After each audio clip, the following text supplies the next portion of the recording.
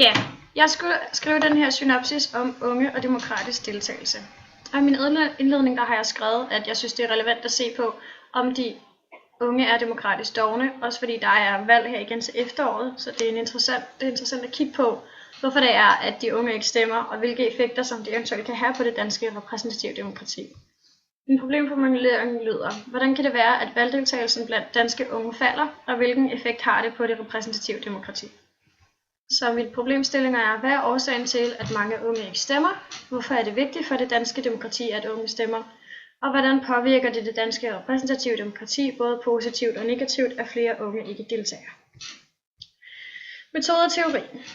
For at svare på min problemformulering, så vil jeg se på de forskellige bilag og samle de meninger, der er der til at lave en konklusion. Jeg mener også, at det er relevant at kigge på vælgeradfærd, fordi det kan have indflydelse på, hvorfor det er, de unge stemmer. I Danmark der har vi et polyarki, men hvis vi gerne vil opfylde Robert Dahls 5 kriterier for demokratiidealet, så er det vigtigt, at unge stemmer.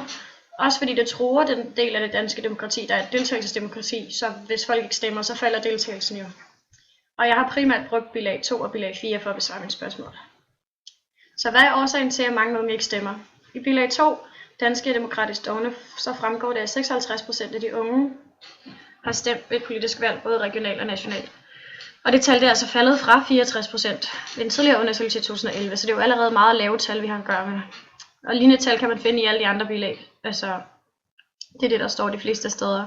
Og det fremgår også af den her tabel på bilag 4, hvor man kan se, at meget få af de 18-24-årige stemte, eller sagde, at de gerne ville stemme til valget i 2011.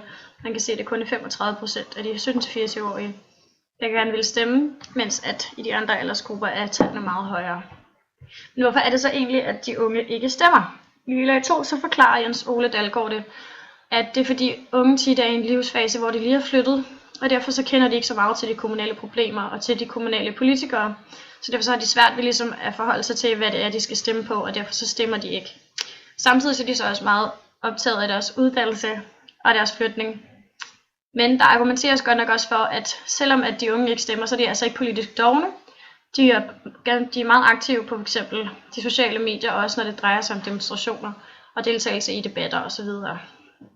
Og i bilag 4 så siger professor Kasper Møller Hansen, at årene omkring de 18 er en opbrudstid for mange unge. Mange flytter hjemmefra, starter i job eller på en uddannelse, og de har derfor helt naturligt fokus et andet sted.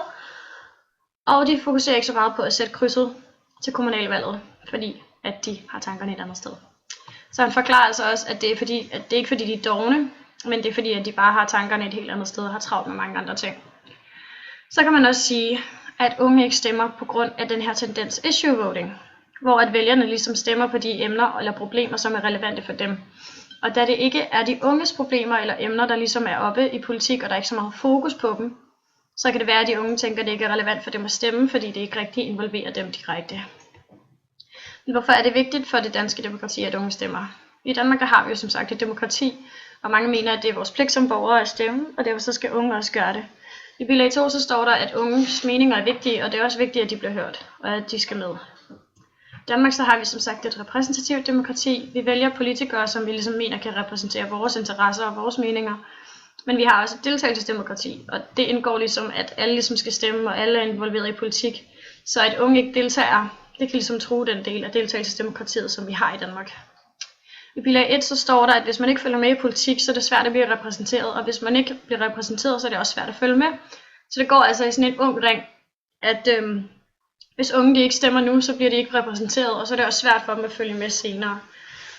Der bliver også argumenteret for, at det er en vane, det at stemme, og hvis man ikke allerede får den vane fra ung, så er det meget svært at lære den senere i livet. Så det er så vigtigt, at unge stemmer allerede nu. Og hvordan påvirker det danske repræsentative demokrati, både positivt og negativt, at flere unge ikke deltager?